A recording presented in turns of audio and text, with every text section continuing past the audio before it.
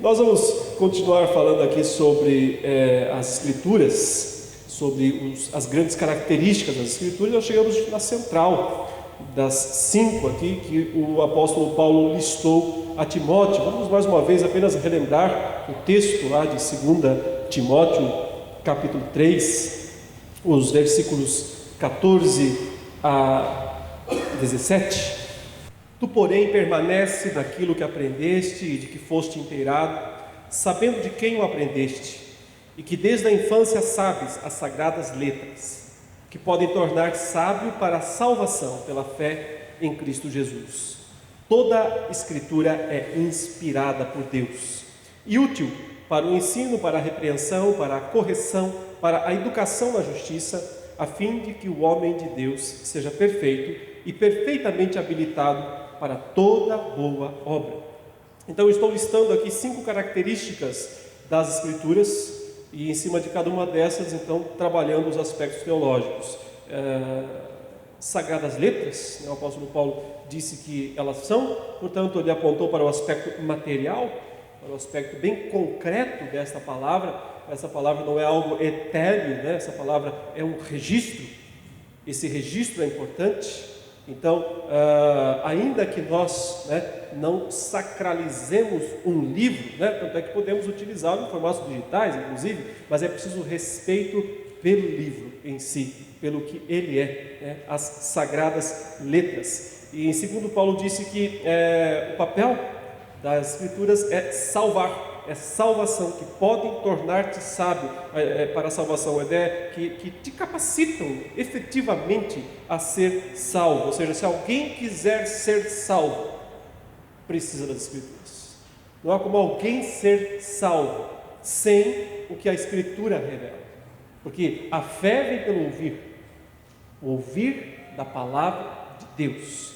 Então, sem a Escritura, sem a Bíblia revelando a salvação, as pessoas não têm conhecimento da salvação. É claro que isso não quer dizer que ela precise abrir o livro. Uma pessoa pode se converter com a palavra de Deus pensando nesta palavra. Ouviu, memorizou, está andando no caminho, Tantas pessoas se converteram ouvindo hinos, por exemplo. Mas hinos que cantavam a palavra de Deus, que refletiam a palavra de Deus, Ó, quão cego eu andei e perdido vaguei, longe, longe do meu Salvador. Quer dizer, isso claramente é um ensino bíblico. E eu sei de pessoas que se converteram com esse hino especificamente e com tantos outros, porque eles refletem o ensino da palavra de Deus. É a palavra de Deus que é a responsável, que é a capacitadora, a habilitadora dos seres humanos para que eles sejam salvos. E a terceira característica, que é o que eu vou ocupar toda a palestra de hoje, é só para falar sobre essa frase de Paulo: toda a Escritura é inspirada por Deus. O que isso significa? Então, é justamente a terceira das grandes marcas da Escritura. Ela é inspirada por Deus. Literalmente, o termo inspirado que o apóstolo usa aqui, a tradução, ela não transmite totalmente a ideia, o sentido. Paulo fala aí em grafeteopnestos, que dá a ideia, veja, pneustos, vem de pneuma, vem de vento, tel, Deus. Então, quando ele fala que ela é teopneustos, ela está dizendo que ela é divinamente soprada. Então, na verdade, é o contrário de inspirar. Deus não puxou a Escritura para dentro, Ele não respirou, mas Ele expirou, Ele soprou a palavra de Deus. Então, a ideia seria essa: toda a Escritura é divinamente soprada. Dá uma ideia do modo como Deus, inclusive, criou o ser humano, quando Ele o fez do barro, do pó da terra, e então soprou em suas narinas o espírito de vida, e o homem passou a ser alma vivente. A vida verdadeira, a vida concebida é de Deus, é do Espírito de Deus. Então aqui está o papel do Espírito Santo no ato da inspiração das Escrituras. Na verdade, a Escritura não é inspirada. A Escritura é divinamente soprada. Quem é inspirado? O autor. O autor, aquele que fez o registro, no ato de fazer o registro. Paulo, João, Isaías, Amós, Jeremias, Marcos, esses autores é que receberam esse sopro divino e, portanto, inspiraram, eles foram inspirados por Deus. E então eles se tornam os instrumentos de Deus para registrar a Escritura. E veja, Paulo usa aqui uma expressão e diz: toda a Escritura é divinamente soprada. Ou seja, você não pode escolher uma parte da Escritura ou outra parte, porque ela como um todo é assim. Você não pode, por exemplo, tem algumas Bíblias interessantes porque elas colocam as palavras de Jesus em vermelho. Você já viu essa? Mas o que está por trás disso? Será que então as palavras de Jesus são mais palavra de Deus do que as palavras que Jesus não disse que foram ditas pelos apóstolos? Percebe? Há um equívoco aqui. Há um equívoco. Porque eu não posso conferir mais autoridade, mais poder àquilo que saiu da boca de Jesus do que daquilo que saiu da boca de Paulo, por exemplo, quando foi registrado, porque o registro nivela tudo. O registro torna toda a Escritura, do Antigo e do Novo Testamento, divinamente soprada. Então eu não posso escolher partes da Bíblia como mais autoritativas, como mais importantes do que outras partes, mas eu tenho que aceitar a Bíblia como um todo. E quando Paulo está usando a palavra grafê, que é a palavra escritura, é um termo técnico para então, nos dias dele, os 39 livros do Antigo Testamento. Aqui ele está pensando naqueles 39 livros. Por quê? Porque ainda não estava fechado o cânon do Novo Testamento.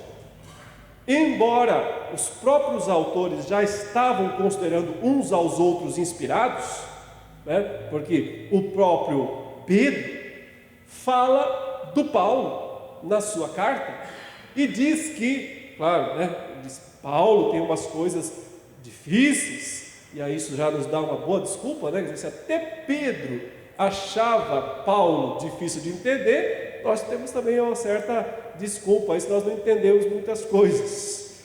Mas depois ele fala, mas os indoutos, os incrédulos, deturpam essas coisas que Paulo fala, como deturpam as demais Escrituras. Ou seja, Pedro está dizendo que os escritos de Paulo são o quê? Escritura. Ele está comparando aos escritos dos profetas, as demais Escrituras. Mas tecnicamente, até esses dias, até esse momento em que Paulo escreve a carta a Timóteo, Escritura são os 39 livros. E só os 39 porque esse cânon está fechado no primeiro século. Os judeus conhecem os apócrifos, conhecem os livros de Macabeus, conhecem os livros de Judite, Tobias, conhecem os outros apócrifos, o primeiro Enoque, o segundo Enoque, terceiro Enoque, eles conhecem o Testamento dos 12 Patriarcas, conhecem o livro dos Jubileus, eles conhecem todos esses livros intertestamentários, mas eles entendem que eles não são inspirados. Por quê? Porque eles entendem que a inspiração do Antigo Testamento cessou em Malaquias. É curioso que o próprio livro de Macabeus fala isso. A certa altura, o autor diz, de Macabeus, reconhecido pela igreja romana como inspirado, e ele diz assim, que já desde os tempos de Malaquias, dos últimos profetas, Deus, não havia mais palavra normativa, autoritativa em Israel, porque não havia mais profeta. Então, nem ele, o próprio autor, não está reivindicando para si a autoridade divina. E, consequentemente, a comunidade judaica do primeiro século não recebeu esses outros livros. O Senhor Jesus, o cânon do Senhor Jesus era os 39. Ele cita esses, mas não cita os outros. E claro que ele conhecia os demais livros. às vezes não eram considerados Escritura. A Escritura, portanto, toda ela, e aí como nós temos o complemento que é o Novo Testamento, que se fecha no final do primeiro século, com o último livro, pelo último dos apóstolos vivo, que é João, que escreve por volta do ano 96 do primeiro século. Então você tem um século aí de revelação divina, cessando, fechando o Novo Testamento. Então aí está a Escritura, toda ela inspirada. É isso o que a Escritura é. Mas, embora ela seja inspirada, nós precisamos entender que ela tem propósitos específicos e progressividade. Isso Augusto já falou, eu não vou aqui me deter muito nesse aspecto, porém ele tem que ser sempre lembrado. Eu disse, toda a Escritura é inspirada por Deus, portanto, ela tem a mesma autoridade. Cada livro, cada versículo dos 66 livros tem a mesma inspiração. Porém, eu preciso entender que há um progresso em termos revelacionais. O Novo Testamento consuma o Antigo Testamento e torna, portanto, o Antigo ainda mais valioso. Mas eu tenho que entender o que era do Antigo Testamento, o que é do Novo. Um exemplo bem simples aqui, não tão simples porque ele é complexo na sua natureza, mas um dia os fariseus e escribas chegaram até Jesus com um argumento sólido. Era a primeira vez que eles tinham um argumento sólido contra Jesus. Eles sempre tinham aquela história de tradição, assim, não lava as mãos, aquilo lá. Mas naquele dia eles chegaram com um argumento sólido. Foi, sabe qual? Por que dizes tu que não podemos dar carta de divórcio às nossas mulheres? Essa foi a pergunta que chamaram de lata de Jesus. Que história é essa de falar que nós não podemos dar carta de divórcio às mulheres? Moisés disse que nós podíamos dar carta de divórcio às nossas mulheres. Era a primeira vez que eles tinham algo formal, algo concreto. Moisés disse mesmo. E eles dizem, então o Senhor não está sendo bíblico. O Senhor está repudiando a lei de Moisés. Porque Moisés disse que o divórcio era permitido. E o Senhor está dizendo que o divórcio não é permitido. Como é que fica? Irmão, sinceramente eu não teria solução nunca para essa apertada dos fariseus. Eles chegaram com uma pergunta caprichada. A resposta de Jesus, no entanto, é uma coisa estarrecedora, uma coisa extraordinária, porque revela muita coisa. Ele disse, é verdade, Moisés mandou sim dar carta de divórcio, por causa da dureza do coração de vocês. Não foi assim no princípio. Olha onde é que está a autoridade formal, no antes da queda. Ele diz, Deus criou o ser humano, homem e mulher, disse, deixe seu pai, sua mãe, se unam, seja uma só carne, não separe o homem que Deus criou. Lá está o princípio. Moisés tolerou. Foi uma tolerância, uma permissão, uma tolerância divina por um período, e que acabou de acabar. Eu sou o dono da lei, eu faço o que eu quero. Eu estou trazendo o princípio original de volta. Acabou a concessão. O senhor da lei não pode fazer isso? Ele fez uma concessão temporária, permitindo o divórcio aos judeus. Mas chegou a hora que ele falou, acabou a concessão. Chegou a hora de nós restaurarmos o original. Então, aqui nós temos uma progressividade da revelação, porque ela revela várias coisas ao mesmo tempo. Ela revela que um Deus tão santo, tão justo e tão bom pode ser tolerante por um período, com uma prática que Ele não quer, que Ele não gosta, que não agrada, que Ele diz que odeia. Eu, o Senhor, odeio o divórcio, Ele diz em Malaquias. E mesmo assim, tolerar isso por um período. Isso mostra que Deus vai se revelando aos poucos, mais e melhor. Como o próprio Jesus se revela dizendo, ouvistes que foi dito aos antigos, olho por olho, dente por dente. A famosa lei do talhão, bateu, levou. O que Jesus diz? Isso não está errado, isso é um princípio. E eu agora vou aperfeiçoar esse princípio. Eu vou levá-lo à perfeição. Eu digo, ande a segunda milha.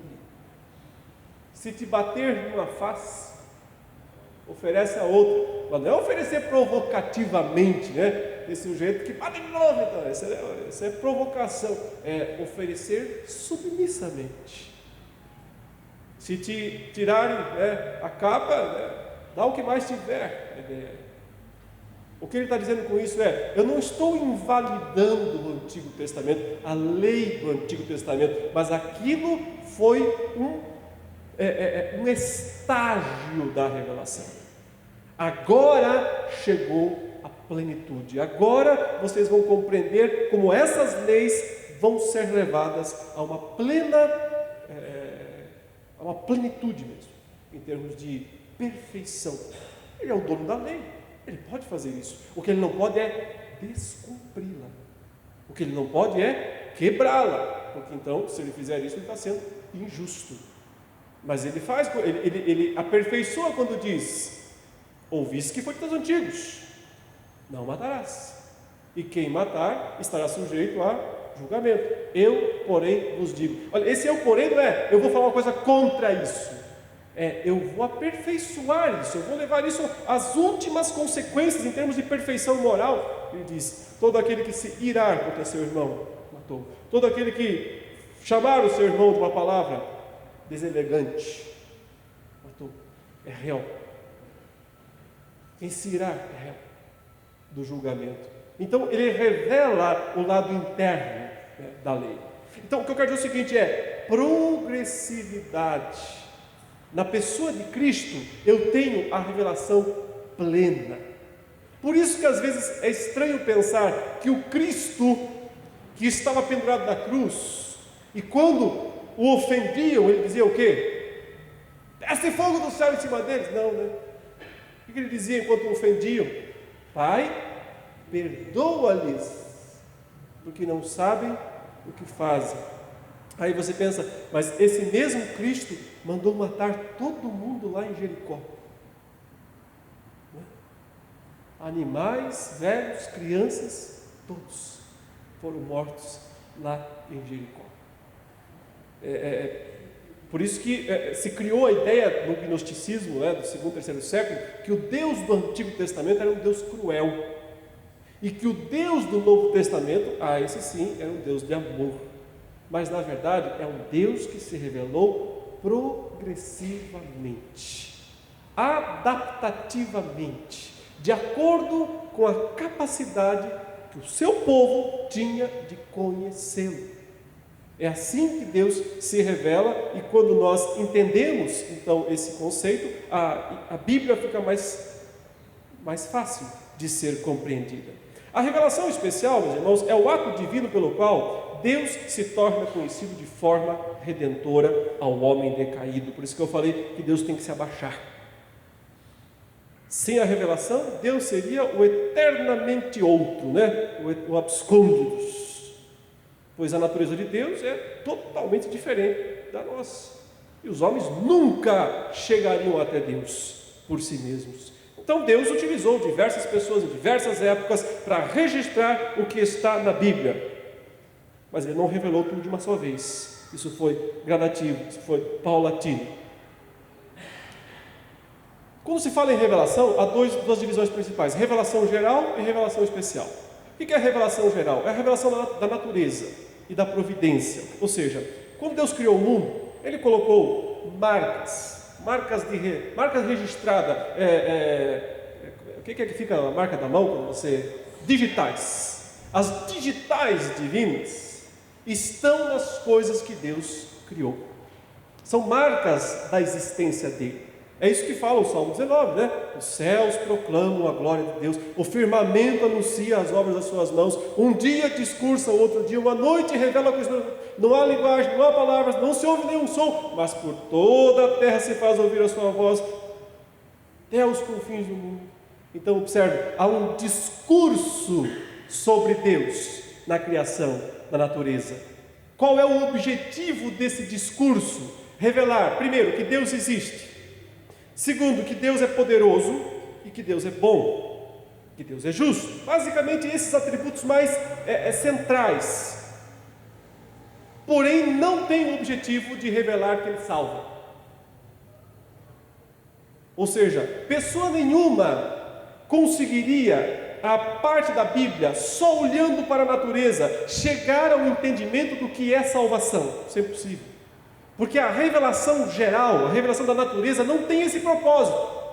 Não é que ela não consegue fazer, não é que ela falha. Não, ela não foi feita para isso. Porque a criação é anterior à queda. E ela própria foi deturpada com a queda. Continua revelando a Deus, como Paulo fala em Romanos 1,18, né? O que se pode conhecer de Deus, seus atributos, sua própria divindade, são claramente revelados através das coisas que foram criadas. Por isso, o homem é o quê? Indesculpável. Então, o objetivo da revelação geral é também mostrar a indesculpabilidade do ser humano. Mas aqui tem um probleminha, e eu só vou entrar bem de raspão nele, porque senão a palestra vai falar sobre isso. Até que ponto o ser humano caído consegue entender a revelação geral? Até onde? Até que nível? Até onde o pecado afetou sua mente, sua capacidade cognitiva para compreender que Deus existe? Os próprios reformados aqui têm uma certa divisão entre aqueles que acreditam que essa influência foi bem superficial, principalmente aqueles teólogos americanos da escola de Princeton, que já ouviram falar de Benjamin Warfield, de Charles Hodge, grandes teólogos americanos, que eles são chamados de evidencialistas, porque eles creem que a razão humana não foi de todo afetada pela queda, ao ponto de que o homem ainda consegue compreender que Deus existe, que Ele é real, que Ele é bom, que Ele é justo, olhando para a natureza. Mas de outro lado, os teólogos mais de linha holandesa, eu estou pensando em Abraham Kuyper, Herman Bavinck, Berkhoff, Huckman, enfim, todos esses teólogos mais holandeses, mesmo aqueles radicados nos Estados Unidos, que defendem uma ideia de que a mente humana foi muito afetada pelo pecado. Então o homem, ele só consegue compreender que Deus existe ao ponto de se tornar indesculpável, só isso, mas nada além disso. Eu pessoalmente me inclino mais para essa linha. Entendo que a capacidade do homem natural de compreender pela natureza que Deus existe é só até isso. Ele tem um testemunho interno, ou seja, algo dentro dele, algo fora dele mostra para ele que Deus existe, mas imediatamente ele reprime isso, ele repudia isso, O termo de Paulo é detém, ele para, ele preca esse conhecimento, a verdade, pela mentira, ele encobre isso com a mentira. Ele não deixa, então, que isso dê continuidade. Só serve para torná-lo indesculpável, mas não para que ele chegue ao verdadeiro conhecimento de Deus. Para poder se revelar como um Deus que salva, Deus trouxe a revelação especial, que é a Bíblia, a Escritura.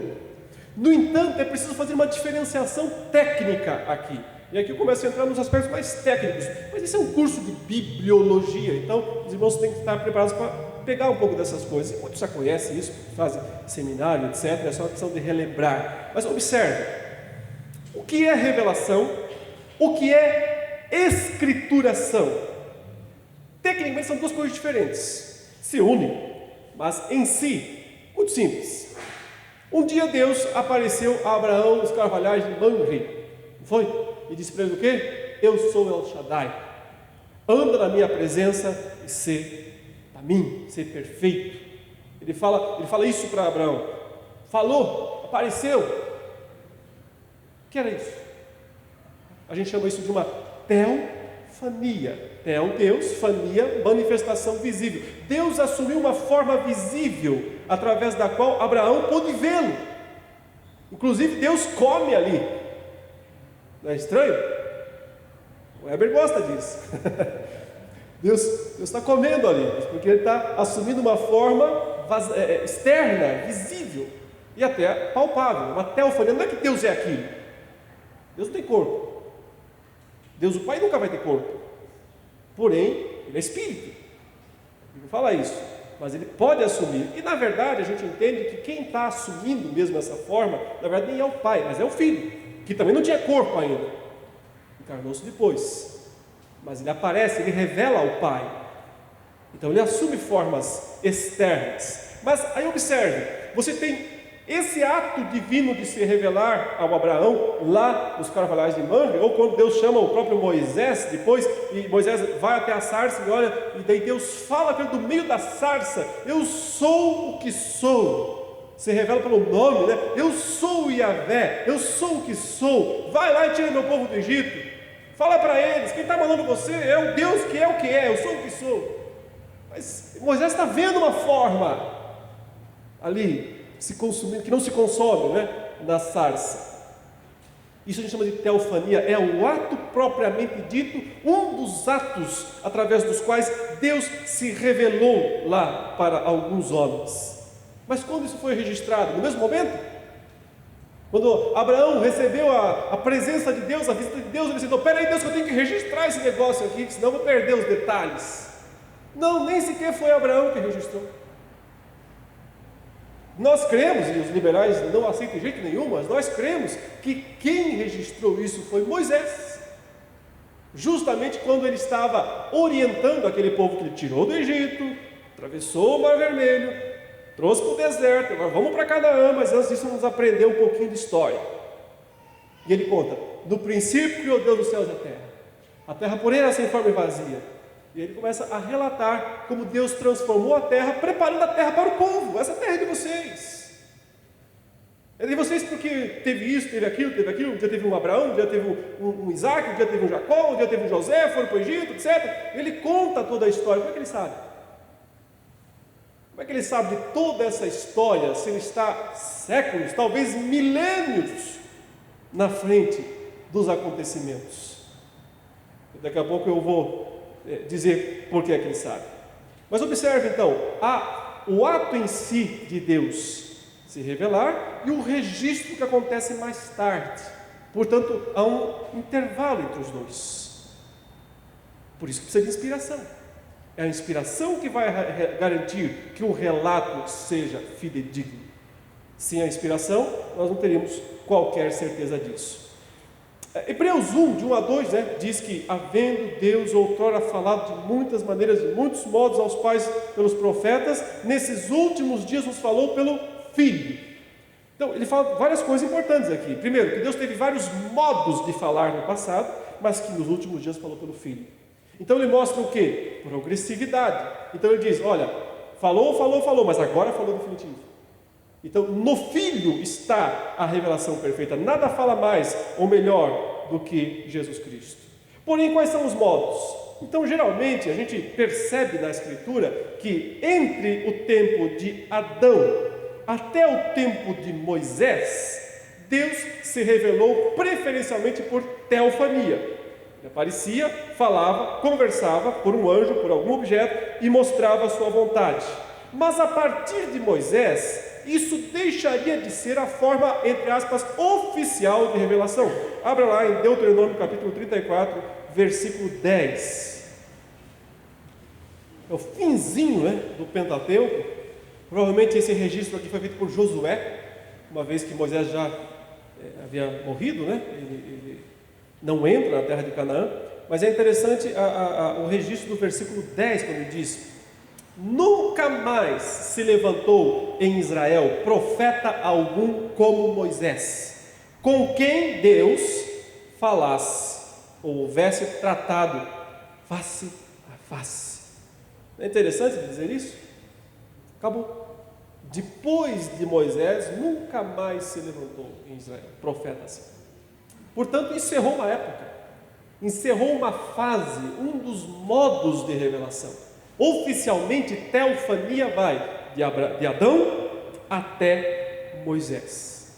Em Moisés, esse método cessa. Não quer dizer que Deus não possa mais fazer isso depois. Quer dizer que esse não será o método ordinário. Ele ainda vai aparecer para Elias em forma de um cicio, um ventinho tranquilo, quando o Elias esperava que Deus estivesse no terremoto, no furacão, no fogo. Ele está lá num ventinho tranquilo. Não deixa de ser uma teofania. Deus aparecendo para Elias depois que o tempo das teofanias cessou. Portanto, isso é uma aparição extraordinária. Mas o tempo das teofanias vai de Adão até Moisés. Em Moisés começa então o segundo modo de revelação por profecia. A partir de Moisés, Deus começa a se revelar desse modo. Então vamos lá para Números, capítulo 12, versos 6 a 8, onde claramente Deus vai marcar a diferença entre teofania e profecia. Ele diz, verso 6: Então disse: Ouvi agora as minhas palavras. Se entre vós há profeta, eu, o Senhor, em visão a ele me faço conhecer ou falo com ele em sonhos. Não é assim com o meu servo Moisés, que é fiel em toda a minha casa. Boca a boca falo com ele, claramente, não por enigmas, pois ele vê a forma do Senhor. Como, pois, não temeste falar contra meu servo Moisés? Então Deus está repreendendo o povo porque eles se rebelaram contra Moisés. Mas o ponto importante para nós aqui, para os nossos estudos, é que Deus marca uma diferença aqui entre profecia e teofania. Ele diz: com Moisés eu falo face a face, com os profetas não. Com os profetas eu me revelo a eles através de sonhos ou visões. Portanto, esse é um grau de obscurecimento da revelação. Nós temos então que admitir que de Adão a Moisés nós temos uma revelação mais direta, e que de Moisés, ou da morte de Moisés, para frente, nós temos já uma forma de revelação mais indireta, que é chamada aqui de profecia. E a questão é, até onde vai? Até onde vai a revelação por profecia? Então, o texto bíblico nos dá essa dica, Lá em Mateus, capítulo 11, versículo 13, Jesus disse algo bem interessante nesse sentido. Mateus,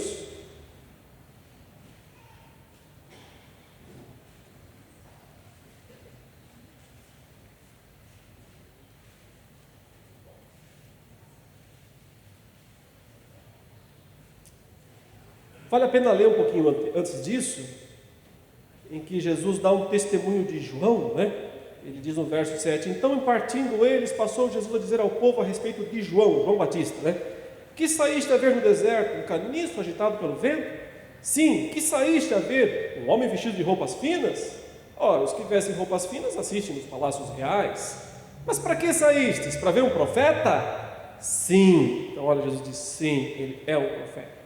Sim, eu vos digo, e muito mais que profeta, este é de quem está escrito: Eis aí eu envio diante da tua face o meu mensageiro, o qual preparará o teu caminho diante de ti. Em verdade vos digo, entre os nascidos de mulher, ninguém apareceu maior do que João Batista, mas o menor no reino dos céus é maior do que ele. Ou seja, encerrou uma era aqui, começa outra. João Batista é o último dos profetas do Antigo Testamento, o maior, o último e o maior dos profetas do Antigo Testamento, e curiosamente não fez nenhum milagrinho sequer. Você não tem nenhum registro de algum milagre feito por João Batista, e no entanto Jesus diz que ele é o maior. Por que ele é o maior? Porque ele apontou Jesus materialmente. Todos os outros apontavam: lá na frente vem, lá na frente vem, lá na frente vem. João disse: eis o Cordeiro de Deus que tira o pecado do mundo. Está ali. Por isso que ele é o maior de todos, porque o testemunho de Jesus é o espírito da profecia. É isso que fala Apocalipse. Quer dizer, para que serve a profecia? Eis o Cordeiro de Deus que tirou o pecado do mundo. Por isso que ele é o maior dos profetas do Antigo Testamento e o último. Veja, desde os dias de João Batista até agora, o reino dos céus é tomado por esforço, e os que se esforçam se apoderam dele, porque todos os profetas e a lei profetizaram até João. Ponto. Todos os profetas e a própria lei, como profecia, como modo de revelação chamado profecia, vai até João Batista. Então fica uma divisão bem clara para nós entendermos. Teofania, Adão a Moisés. Profecia, Moisés a João Batista.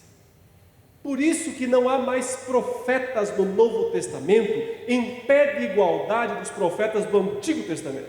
São os apóstolos que assumem essa função. A gente sabe de profetas no NT, claro, Água, Silas, as filhas de Silas, sabe de profetas, mas eles não estão equiparados aos profetas do Antigo Testamento. Quem está equiparado aos profetas do Antigo Testamento? São os apóstolos. São eles que continuam a revelação e iniciam uma nova fase da revelação. Qual é a nova fase da revelação? A gente chama de operação concursiva. Por que operação concursiva? Porque os atos revelatórios estão acontecendo ali no meio deles e eles estão registrando como testemunhas oculares. Então, veja, ou como registrando a opinião de testemunhas oculares. Por exemplo, Mateus é uma testemunha ocular. Jesus chamou lá da coletoria de impostos, ele presenciou, ele viu, ele registrou.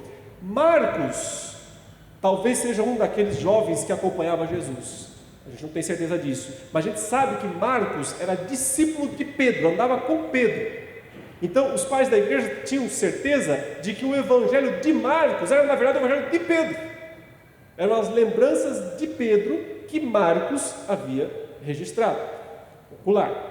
João, testemunha ocular. A única não ocular é quem? Lucas, porque Lucas foi um discípulo tardio, se converteu talvez com Paulo, era um médico, provavelmente um médico lá da cidade de Tiatira, provavelmente ele fosse de lá. Ele, ou de Laodiceia, um desses lugares, que tinha um centro médico importante. Lucas, por ser um médico, obviamente, ele não tem uma testemunha ocular, mas ele tem as lembranças de Paulo, que Paulo sabe, ele anda com Paulo o tempo todo, e ele explica no início do Evangelho que ele fez uma pesquisa acurada dos fatos que se realizaram. Então, e de fato, só Lucas tem detalhes, por exemplo, da gravidez de Maria. Lucas registra até as duas crianças se encontrando, João Batista e Jesus, e se mexendo no ventre. Quer dizer, quem podia falar isso? Quem estava presente lá? Certamente Lucas foi entrevistar ou Maria ou Isabel. Maria, fala aí como é que foi, conta para mim, quero escrever isso daí. Por que eu falo? A gente diz que é operação concursiva, porque ao mesmo tempo em que eles estão sendo pesquisadores, como Lucas, o Espírito Santo está agindo nele para que ao mesmo tempo, esse registro histórico seja mais do que um registro histórico, seja de fato a pura, límpida, perfeita palavra de Deus. E claro, o modo final e completo de revelação é justamente na pessoa do Filho. Nada fala mais ou melhor do que Jesus, só que nós não temos como continuar vendo Jesus. Se ele estivesse aqui agora, eu não precisava da Escritura, porque ele estava aqui, eu enxergava, eu via, eu tinha toda a revelação, eu tinha Deus em carne, Deus na face de Cristo, como Paulo fala, perfeito. Não tem. Então, eu preciso do que a Escritura me fala a respeito dele.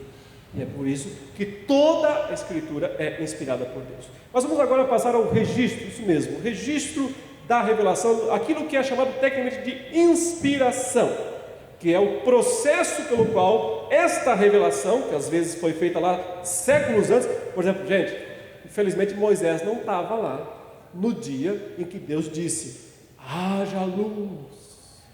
Eu acho que ele não estava com a câmerazinha lá assim, filmando, ele não era testemunha ocular. Como que Moisés sabia? Como é que ele sabe? Se ele registrou o ato divino, o fiat lux, em latim é o haja luz. Ele não esteve lá no dia em que Deus fala, revela-se através dessa criação do mundo. Então, a inspiração é o momento de registrar essa revelação. E por isso o registro é uma tarefa divina e humana. A revelação é uma tarefa 100% humana. Deus fala, Deus mostra, Deus aparece, ponto final. 100% humana. Mas o registro é uma tarefa divina e humana. Então Então, o que é a inspiração? É a influência divina sobre os escritores da Bíblia, a fim de preservá-los de erros e para que registrassem com toda a fidelidade os eventos revelatórios de Deus. É claro que a inspiração não é uma atividade à parte da revelação. Está acontecendo revelação ao mesmo tempo, né? Revelação lá do alto. Está acontecendo, mas é preciso fazer essa distinção para entender que há dois momentos às vezes e que esses dois momentos são separados. Geralmente existem três teorias principais para explicar a inspiração: inspiração mecânica, inspiração mental e inspiração orgânica. É importante entender esses três termos. Inspiração mecânica seria a ideia de que a Escritura foi ditada por Deus. Então, geralmente essa posição foi defendida por aqueles mais ardorosos fundamentalistas do início lá do século passado, como Karl McIntyre, por exemplo. Aqueles fundamentalistas como Gresham não eram assim, com essa posição, nem mesmo aqueles que não são chamados de fundamentalistas como Warfield, Rod, eles não tinham essa posição, mas os estritamente fundamentalistas defendiam isso. Não, a Escritura é 100% a palavra de Deus, porque Deus ditou palavra por palavra o que Ele queria que fosse escrito. Então o ser humano não tem nenhuma participação, exceto que ele cedeu o braço e a pena para registrar. No mais, ele foi absolutamente passivo.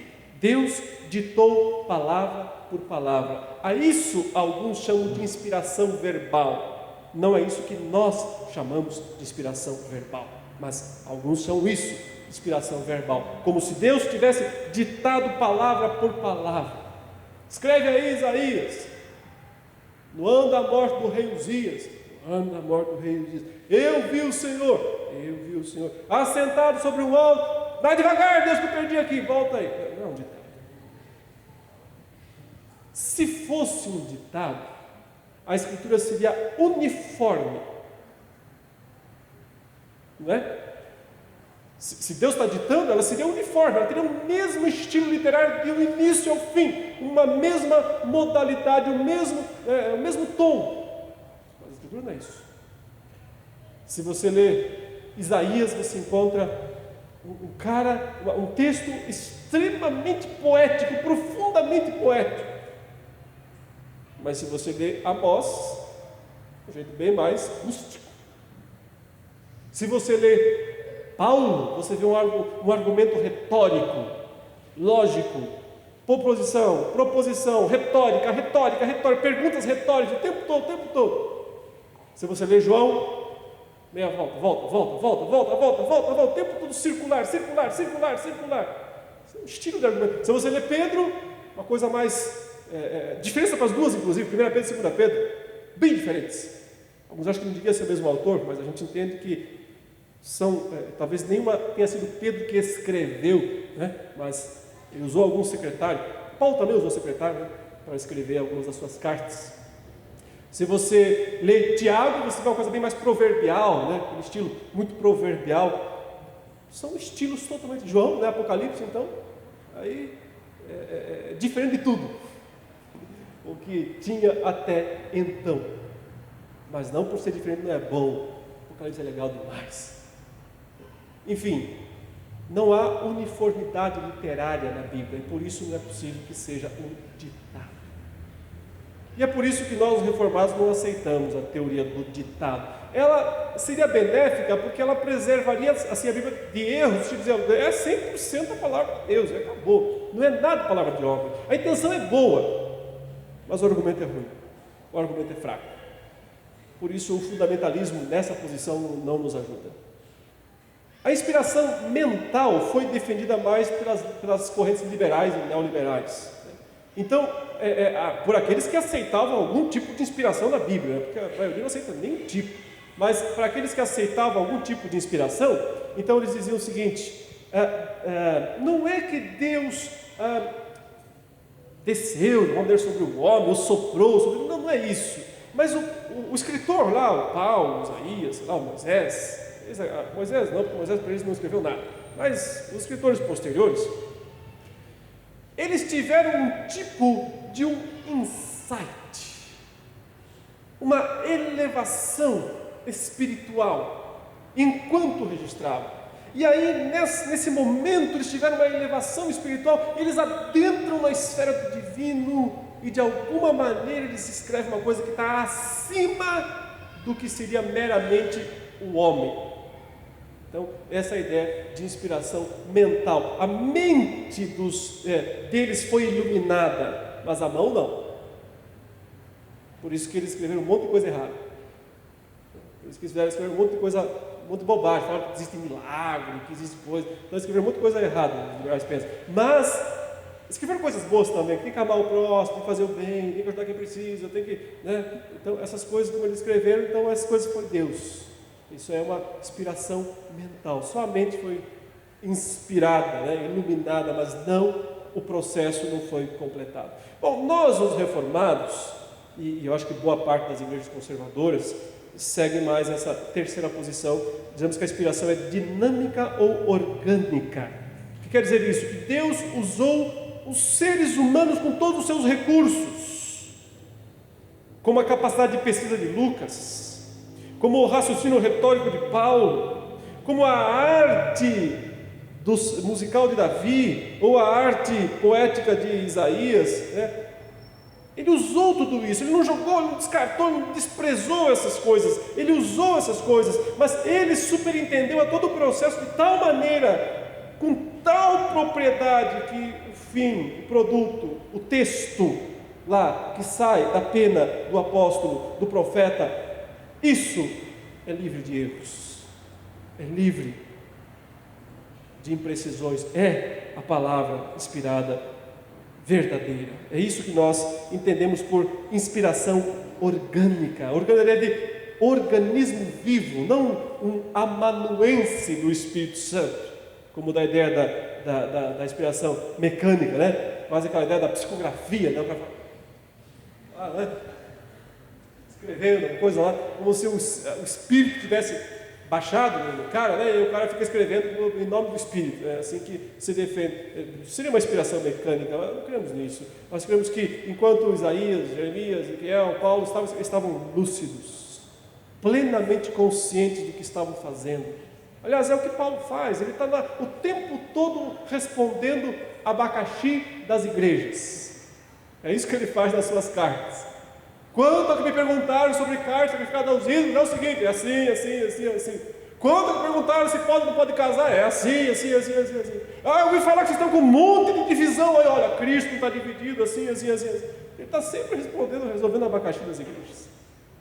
Ele está tentando ajudá-las a entender a verdade à luz, né, do que já lhe foi revelado.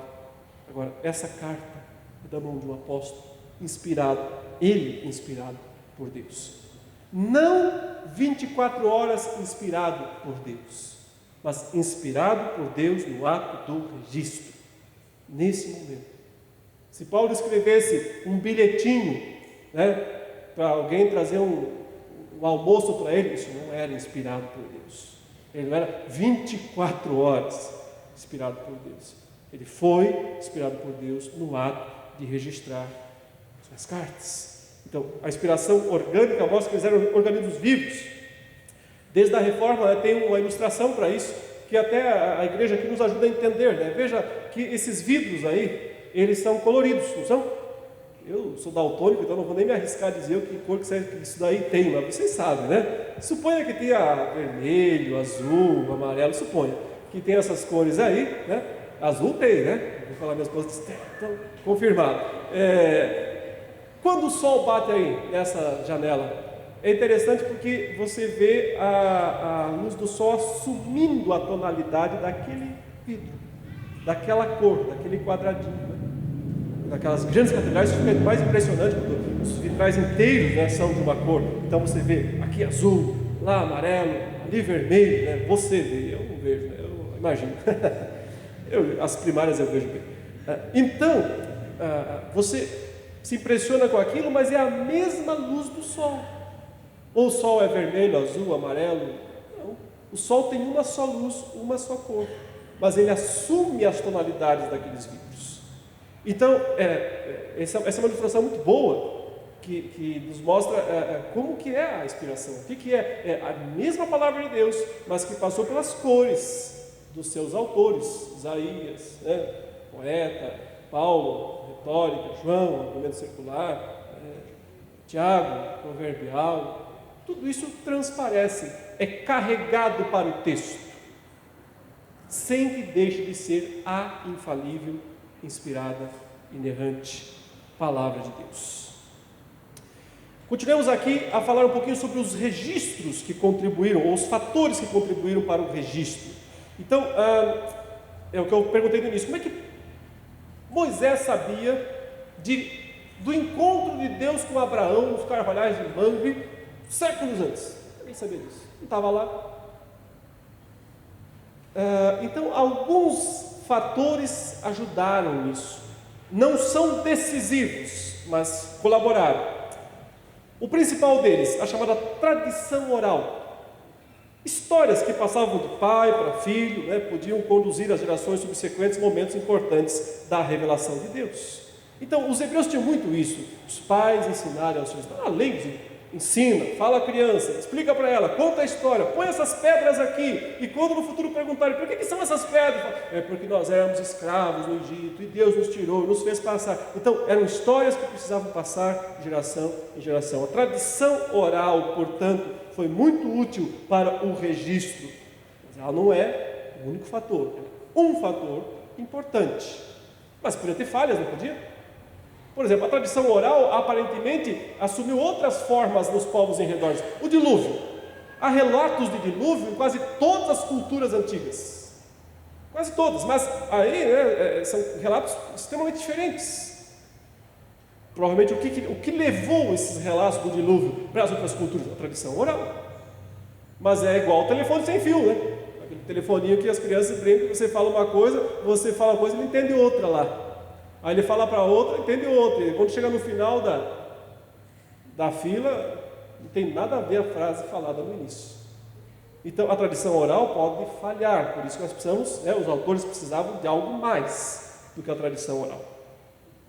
Um segundo fator importante, mas também não decisivo, não final, mas importante, a tradição escrita. Havia outros escritos antigos contendo informações da história antiga. Por exemplo, você abre lá em Números 21:14 e ele fala do livro das guerras de Yahvé, o livro das guerras do Senhor. Que livro é esse? Você já viu esse livro? Está à venda em uma biblioteca? Que livro é esse? Em Josué 10:13 ele fala, e também em 2 Samuel 1:18, do livro dos justos. Que livro é esse? 1 Crônicas 29:29 fala do livro das crônicas de Samuel o vidente, Natã o vidente e Gad o vidente. Cadê esses livros? 1 Reis 11:41 fala do livro da história de Salomão e o livro da história de Semaías o profeta e de Ido o vidente, 2 Crônicas 12:15. Cadê esses livros todos? Livros conhecidos que os autores bíblicos usaram, foram úteis. Tradição escrita. Tradição não é inspiração. Tradição são registros e são informações orais transmitidas aos outros. Então, é daí que Moisés tinha informações do passado, da vida de Isaac, da vida de Judá, e até mesmo, porém, algumas coisas seria totalmente impossível. Talvez totalmente não, mas difícil. Por exemplo, o próprio ato de Deus criar o mundo, haja luz, como é que, sabe, quem soube disso? Ninguém estava lá. Talvez Deus um dia contou para Adão, né? Pode ser. Adão, eu fiz assim, eu falei, haja luz, houve luz. Eu fiz isso aquilo. Pode ser que Deus falou isso. Adão falou um dia para Abel. Abel, foi assim, assim, assim. Aí Abel morreu, teve que contar também para o Sete. Sete, foi assim, assim, assim, tal. Aí o Sete conta, o outro conta, vai passando. É possível, mas como garantir a idoneidade? Como garantir a certeza dessas informações? Então, nós precisamos da inspiração. E ela é o fator crucial. Ou seja, o que me garante que a escritura registrada por Moisés sobre a criação do mundo é fidedigna é mais do que a tradição oral, é mais do que a tradição escrita, é o fato de que Deus soprou, divinamente soprado. Por isso, inspiração é fundamental. Quais as evidências, encaminhando para o final da nossa exposição, quais as evidências da inspiração das Escrituras? Aqui eu vou passar bem rapidinho. As principais evidências da inspiração da Bíblia são internas, ou seja, provém da própria Bíblia. A Bíblia reclama para si a inspiração divina. Ela diz, ela se autodenomina. Lembra, eu falei, os macabeus não aceitavam isso. O próprio livro não requer, não chama para si a autoridade, mas esses livros todos fazem isso. Toda a Escritura é inspirada por Deus. Pedro fala nos escritos de Paulo, Deuteronômio fala da sua própria revelação como infalível, Amós menciona, e são muitos os textos. Segundo argumento, o Novo Testamento reconhece a autoridade divina do Antigo Testamento, isso é claro. Jesus deu testemunho de que a Escritura do Antigo Testamento era a palavra de Deus. A Escritura não pode falhar, Jesus disse. Ela não pode falhar, ou seja, foi Cristo quem defendeu a infalibilidade da Escritura. Você não pode ser cristão e não crer nisso, porque você não crê em Cristo. Se Cristo defendeu a infalibilidade da Escritura, se você é cristão, você precisa crer nisso. Foi o que Cristo disse, as Escrituras não podem falhar. E os escritores do Novo Testamento demonstram ter consciência da inspiração uns dos outros, em várias passagens aí também listadas. Nós não podemos agora olhá-las, mas fica aí para os irmãos observarem depois. Seguindo, também há aquelas chamadas evidências externas da inspiração da Bíblia. Falamos um pouco hoje aqui de manhã. Suas histórias têm sido comprovadas cientificamente como verdadeiras, dentro do possível, né? Alguns acham que há evidências. As descobertas arqueológicas não conseguem provar que a Bíblia esteja fundamentalmente errada, ao contrário, a maioria das descobertas confirmam, né? Um outro argumento é a sobriedade das Escrituras. Ela, apesar de ser um livro tão antigo, está livre daqueles absurdos nos épicos antigos. A Bíblia não fala absurdos sobre o sol, a terra, as estrelas, como aqueles livros ensinam. Ao contrário, ensina coisas até bem precisas, né? Eu acho interessante, lendo Isaías 40, 22, quando o profeta diz que o Senhor é aquele que está assentado sobre a redondeza da terra. Sobre a redondeza da terra, né? Se o pessoal tivesse lido isso, não tinha condenado Galileu, né? Talvez tivesse percebido que a Bíblia em si não defende que a terra seja plana, seja chata. Simplesmente a Bíblia não entra nessa questão. Não é esse o ponto. Ela não está preocupada. Mas eu quero dizer o seguinte: ela não fala absurdos sobre isso. Mesmo pode ser falado da sua coerência, da sua unidade. É difícil imaginar um livro escrito por mais de 40 autores diferentes, no espaço de mais de 1500 anos, que conta uma história homogênea, com começo, meio e fim. A Bíblia é esse livro. Nós aqui, 40 pessoas, vamos decidir, vamos escrever um livro, sobre o quê? Sobre Deus. Você escreve o número 1, você o número 2, você o número 3, o número 4, daqui 2 anos a gente junta e vamos juntá-los. Rapaz, difícil que ia sair alguma coisa aí que desse para ler, né? Como sequencial, ia ser uma colcha de retalhos, ia ser uma coisa absolutamente sem pé nem cabeça. E aqui você tem um livro escrito por mais de 40 autores, mais de 1500 anos de distância entre eles, em lugares totalmente diferentes, né, do mundo, e escreve uma história. São argumentos fortes, convencem o incrédulo de que a Bíblia é verdadeira. Aí é outro papo, aí é outro assunto. No meu entendimento, não.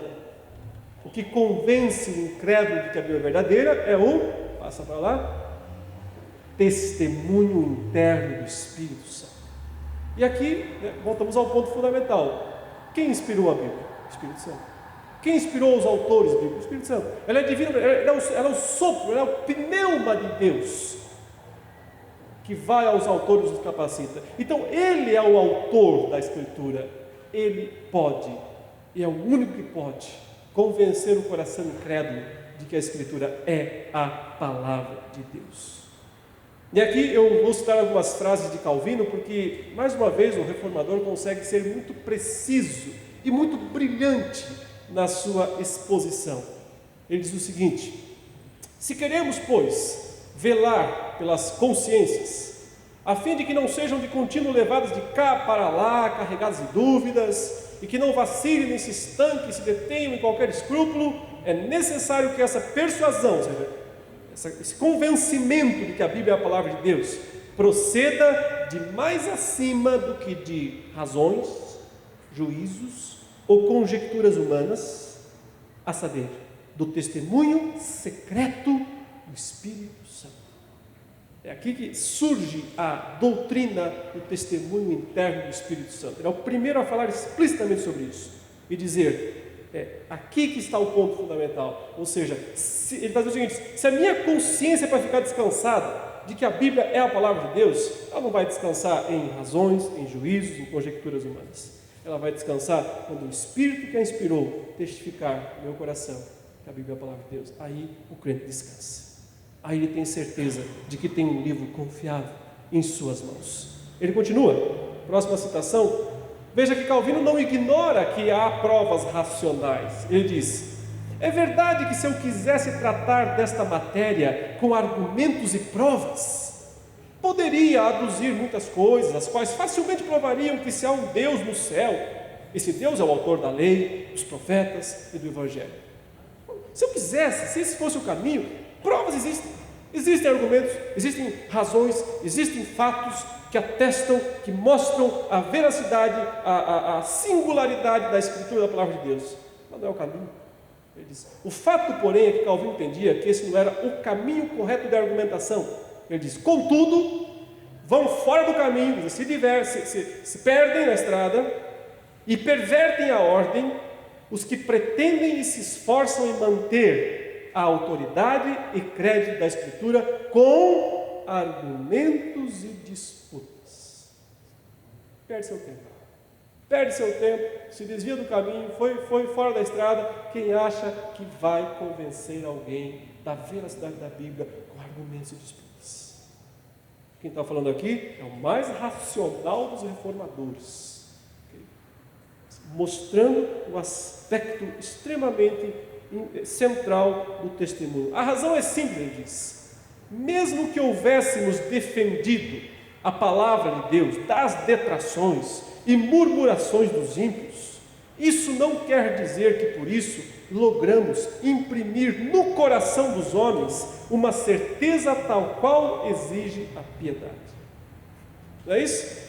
Mesmo que a gente defenda a palavra das detrações, das murmurações dos ímpios, não quer dizer que isso vai imprimir no coração deles a certeza da fé que a piedade precisa. Onde está, então, a certeza? Por isso Calvino entende que somente o testemunho interno do Espírito Santo dá essa certeza. Porque ele chama esse testemunho de muito mais excelente que qualquer outra razão. A conclusão é límpida, né? Não há homem algum, a não ser que o Espírito Santo lhe haja instruído interiormente, que descanse deveras nas Escrituras. Ponto, meus irmãos, portanto, está aqui. Calvino foi certeiro desse ponto. Ele disse: foi o Espírito que inspirou a Escritura. Só Ele pode convencer alguém de que a Escritura é a palavra de Deus. O caminho não é o caminho de disputas, não é o caminho de discussões, mas é o caminho da fé, da confiança. Nós não temos que nos envergonhar da nossa fé, do que nós cremos, do que há 2000 anos o cristianismo ortodoxo crê. No livro que há 2000 anos o cristianismo bíblico sustenta, a palavra de Deus, poderosa para salvar todos que tomam conhecimento pelo Espírito Santo das verdades reveladas. O mundo, os ímpios, os incrédulos, os ateus, eles podem fazer o que eles quiserem, mas eles não têm como vencer o invencível. Eles não têm como destruir o indestrutível. Jesus disse: edificarei a minha igreja, as portas do inferno prevalecem. Elas podem lutar, Não diz que não lutariam, mas diz: perderam. Não há como vencer o vitorioso Jesus. Nós temos a Escritura, nós temos a palavra de Deus. Se nós continuarmos testemunhando dessa palavra, agora tem que conhecer e testemunhar. O testemunho tem que ser verdadeiro, não pode ser só palavra vazia. Quando isso é a realidade da vida da igreja, os frutos aparecem, as conversões verdadeiras surgem, aparecem, inevitavelmente, porque o Evangelho é o poder de Deus para a salvação de todo o que crê. Não é abandonar a teologia.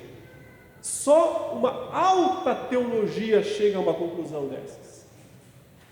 Isso aqui é o ponto final de uma teologia, mas uma teologia que não se debanda para a prisão da racionalidade ou do racionalismo. É uma teologia que se submete ao Espírito Santo de Deus, que o revelou, que revelou a Escritura, e por ela nós somos e temos todo esse poder à disposição. Toda a Escritura é a palavra de Deus inspirada.